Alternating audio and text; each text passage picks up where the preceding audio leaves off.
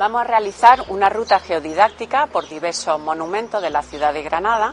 Consiste en un itinerario en el que vamos a visitar diferentes construcciones históricas y vamos a ver qué materiales geológicos, qué materiales pétreos han sido utilizados en su construcción y en su decoración. Para ello, previamente tenemos que tener unas nociones básicas de lo que son rocas sedimentarias y rocas metamórficas, que son las utilizadas principalmente en estas construcciones históricas en Granada. Las rocas sedimentarias son rocas formadas por la acumulación de sedimentos que sufren una serie de procesos físico-químicos que se llaman diagenéticos y que dan lugar a distintos tipos de rocas con diferente grado de compactación. La clasificación es en rocas detríticas y en rocas de precipitación química. Las rocas detríticas consisten en la acumulación de derribos por erosión que se depositan por gravedad y se clasifican a su vez por el tamaño de clasto. Así tenemos, por ejemplo, los conglomerados, las areniscas, las lutitas, etc. Las rocas de precipitación química a su vez se pueden formar por dos tipos de procesos. Uno es por la precipitación de sustancias que estaban previamente disueltas, como por ejemplo el yeso, la sal común, que se forman a partir de una intensa evaporación de un agua que está muy sobresaturada en esa sal y que precipita en consecuencia. Por eso se llaman de forma genérica evaporitas.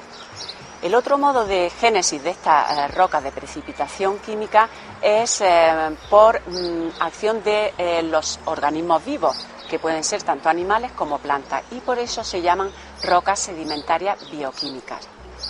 Dentro de estas rocas bioquímicas hay que resaltar las calizas, que pueden ser cristalinas, o las calizas fosilíferas, y también los travertinos, porque son los principales materiales sedimentarios que vamos a encontrar en los edificios granadinos. Están formados fundamentalmente por carbonato cálcico, aunque puede aparecer otro tipo de componentes minerales.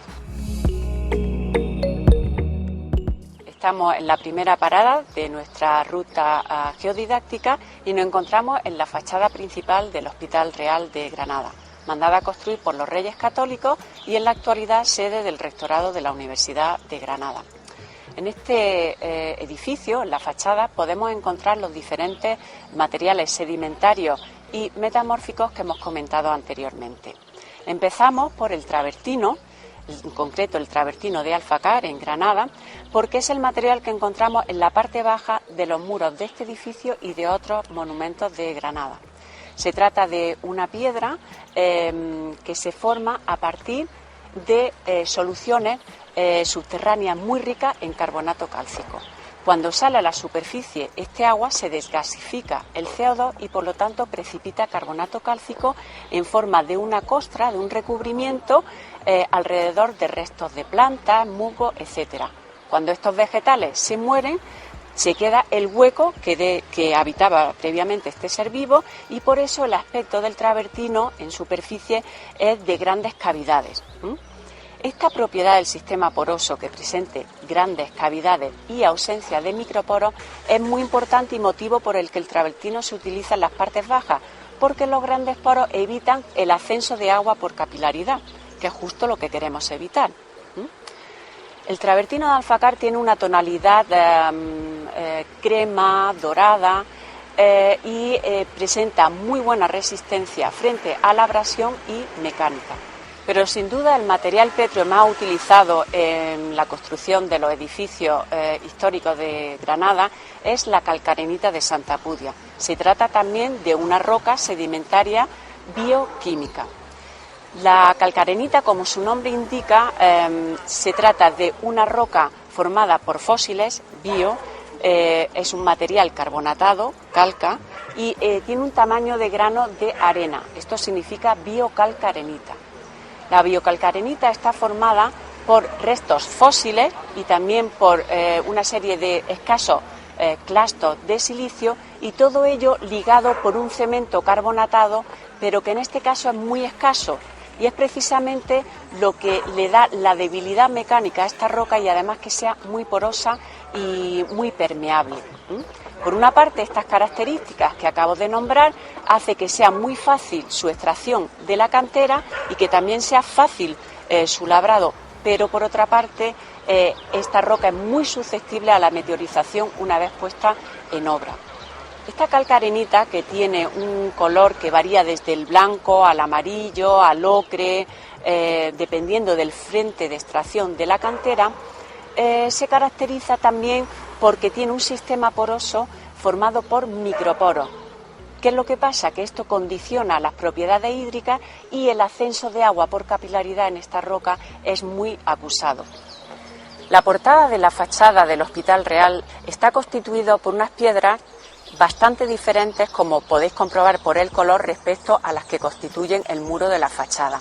La portada está formada por la caliza gris de Sierra Elvira y también por una piedra blanca que, a falta de confirmación, pudiera ser una caliza cristalina de Loja o el mármol de Macael en Almería. La caliza de Sierra Elvira tiene distintas tonalidades, desde el gris al grisáceo rojizo, que estéticamente es muy apreciada, y ha sido utilizada como material ornamental. Es una caliza cristalina, como acabo de decir, que se caracteriza por su elevada homogeneidad, su muy baja porosidad eficaz, de hasta un 1,6%, bajísima, de tal manera que es muy difícil la ascensión de agua por infiltración, y por tener una resistencia mecánica muy buena. Hay otra serie de cuestiones interesantes que merece la pena mencionar en esta fachada y que no tienen tanto que ver con la naturaleza de los materiales, sino con problemas de alteración. Podemos ver que la portada está muy bien conservada, que tiene una pátina que se llama histórica, pero no tiene una pátina de suciedad. Sí se puede ver debajo de la cornisa de las ventanas que existe acúmulo de suciedad, porque ahí el agua de escorrentía no limpia la superficie de la fachada. Precisamente son las ventanas y las molduras las que están construidas con calcarenita de Santa Pudia, porque hemos dicho que es un material fácilmente labrable. Otra cuestión curiosa de mencionar son las marcas, diferentes marcas que se pueden encontrar en algunos sillares en la fachada, y son marcas de cantero. Estas marcas estaban realizadas por los distintos canteros para saber qué pieza le correspondía, cuántas piezas habían puesto y en razón de ello cobrar. Nos encontramos en el patio de la capilla del Hospital Real y aquí podemos ver cómo ese patio se caracteriza por 20 columnas de calcarenita de Santa Pudia. Y aquí podemos ver el efecto del deterioro que ha sufrido ese material, porque, como ya se ha dicho, es un material bastante poroso y también un poco débil. En ese patio, una de las intervenciones que se hizo fue mediante cemento Portland.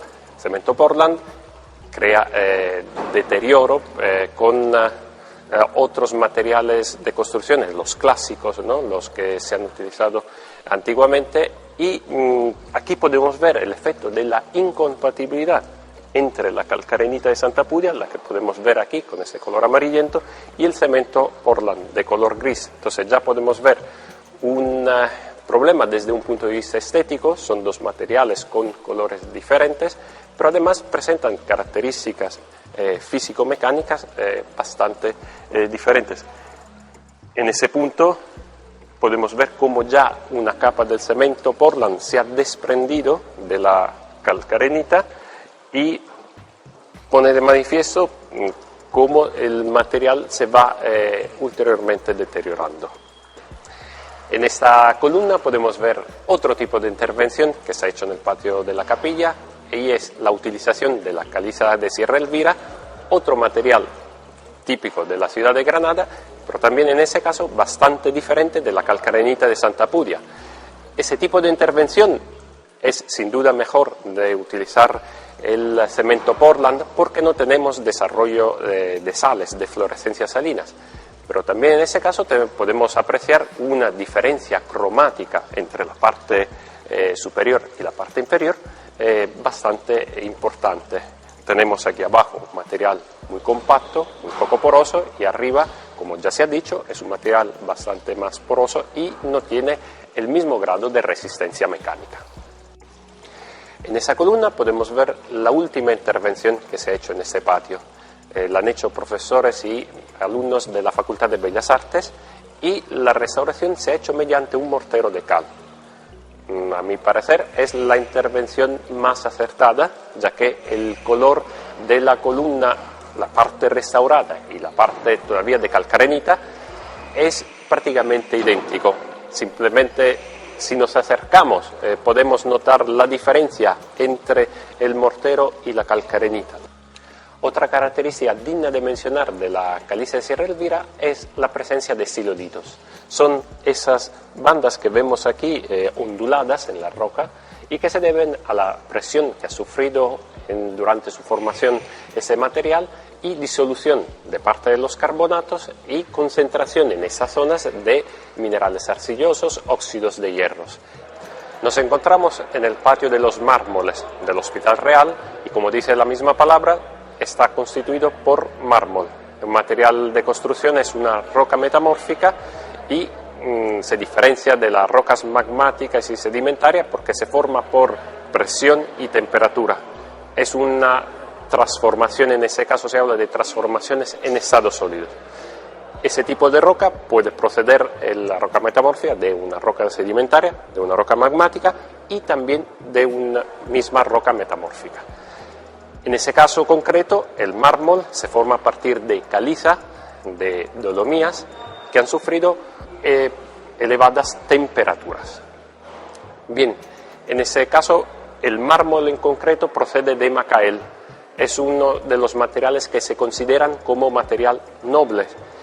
No encontramos aquí, pero un ejemplo importante aquí en la ciudad de Granada es en el patio de los Leones de la Alhambra. Si miramos esta roca, podemos ver que presenta una foliación.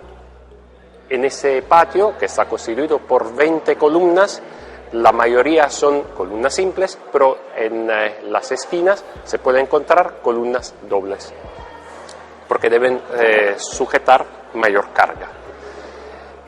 Están sacadas del frente de cantera según la foliación, porque era más fácil sacarlas, pero también representa eso una cierta debilidad de la roca. De hecho, se pueden apreciar en puntos de las columnas cómo el material tiende a romperse, según justo esos planos de foliación.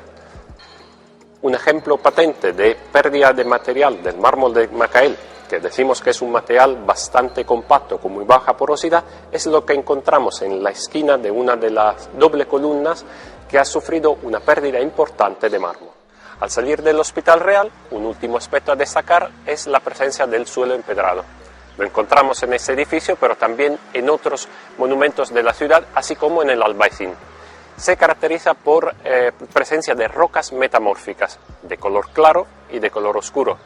La de color claro son mármoles, mientras que la de color oscuro son gneiss, pizarras o esquistos. Tenemos diferentes ejemplos de diseños en el empedrado. Unos de esos que podemos ver aquí es un diseño floral, pero hay otros que son de forma geométrica, como el que tenemos detrás de mí. Bajando por la calle San Juan de Dios vamos a visitar 4 monumentos. Estos monumentos también están construidos con las mismas rocas sedimentarias y metamórficas que hemos visto en el Hospital Real, pero la particularidad de estos monumentos es que debido a su cercanía al tráfico muestran signos muy evidentes de oscurecimiento en su fachada. La iglesia de San Juan de Dios, que fue construida sobre el 1735-37 como santuario y como enterramiento de este santo, tiene una peculiaridad respecto al resto de edificios históricos que hemos visto hasta ahora, y es que en determinadas partes de la portada pueden verse piedras de color verde. En concreto se trata de la serpentina verde, que es una roca metamórfica no foliada. El Hospital San Juan de Dios fue fundado por este santo sobre el 1536, y en esta portada hay que destacar el alto grado de oscurecimiento que tiene, incluso con formación de costras negras debido al impacto del tráfico muy cercano. El tráfico lo que hace es emitir partículas carbonáceas que, junto con otras, tipo, por ejemplo, cromo, vanadio, etcétera, lo que hacen es favorecer, acelerar el proceso de deterioro de las piedras. En esta fachada en concreto se puede ver el contraste de color respecto a la primera portada que vimos en el Hospital Real, que estaba muy blanca, muy bien conservada. La iglesia del Perpetuo Socorro se construyó sobre 1688. Esta iglesia ha sido restaurada muy recientemente, el año pasado, y es un muy buen ejemplo para enseñaros distintos procedimientos de restauración que se pueden acometer en la actualidad. Los sillares bajos de calcarenita de Santa Pudia estaban tan deteriorados que había que sustituirlos. Como no se pueden sacar los bloques enteros, el procedimiento ha consistido en elaborar placas de calcarenita, pero como ya no existe el mismo material original en cantera porque se ha agotado, lo que se ha hecho es utilizar una calcarenita con características similares pero ligeramente diferentes. Lo que se hace es ponerla, una vez que se ha consolidado la piedra interior, se ponen estas placas en la parte superficial y se puede ver muy bien que son placas porque si se toca se oye hueco. El monasterio de San Jerónimo fue fundado por los Reyes Católicos y para su construcción cedieron todo el material de derribo que existía en el cementerio musulmán que estaba en las cercanías de Puerta Elvira. Por eso, en el zócalo de esta construcción, que es muy monumental, podemos ver un mare magnum de piedra de distinto tipo. Podemos ver la calcarenita de Santa Pudia, que está además muy alterada, caliza gris de Sierra Elvira, caliza gris con nódulos de siles, también restos de tejas, incluso restos de lápidas musulmanas en las que todavía se puede ver incluso el diseño geométrico. Nos encontramos en la fachada principal de la iglesia de San Jerónimo. Esta fachada se puede comprobar que está muy blanca, puesto que está protegida del tráfico respecto al resto de fachadas de portadas que acabamos de ver. Además, aquí hay que hacer notar que se vuelve a utilizar los mismos materiales decorativos, las columnas, la parte baja de caliza gris de Sierra Elvira, y en este caso sí que el santo San Jerónimo está construido con mármol blanco de Macael. Otro lugar de interés es el arco o puerta de Elvira, del siglo XI, de época cirí. Es característico por los materiales de construcción que podemos encontrar en ese monumento, ya que se ha utilizado el tapial que encontramos en la muralla de la ciudad, así como en la Alhambra. Característica del tapial es que se trata de una arquitectura en tierra, donde tenemos entonces como material principal de construcción tierra con arcillas y estabilizada con cal. Tenemos diferentes tipos de tapiales, una es la tapia real, donde tenemos una cantidad importante de cal, y otro que es el tapial calicostrado. El método de construcción del tapial era utilizando dos tablones de madera dispuestos en vertical, paralelo uno a otro, y en eso se echaba la tierra con la cal. Para evitar que los tablones se abrieran, entonces se utilizaban también unas agujas de maderas, llamados mechinales, dispuestos perpendicularmente. Se echaba la tierra con la cal, dependiendo del tipo de tapial podíamos tener una cantidad mayor de cal, en ese caso hablamos de la tapia real, o bien, si estamos hablando del tapial calicostrados, en ese caso la cal se le echaba a los bordes de las maderas. Además del tapial, otro material de construcción artificial que vemos aquí en el arco de Elvira es el ladrillo. Lo vemos aquí en esa parte de abajo y en su estado de deterioro en algunos puntos está bastante acentuado. Se debe a la presencia de sales, probablemente también al tipo de morteros que se ha utilizado. Aquí tenemos reposiciones mediante morteros de cementos y algunos de los ladrillos están totalmente deteriorados. Un material pétreo que encontramos en este edificio justo en correspondencia del arco es el travertino. Lo vemos aquí de un color bastante oscuro por problema de ennegrecimiento debido a la contaminación. En esta ruta geodidáctica hemos podido ver cómo en nuestro entorno cotidiano en el centro de la ciudad podemos reconocer distintos tipos de rocas sedimentarias y metamórficas y que además, y esto es importante, cada uno está relacionado con su uso constructivo o decorativo en los monumentos.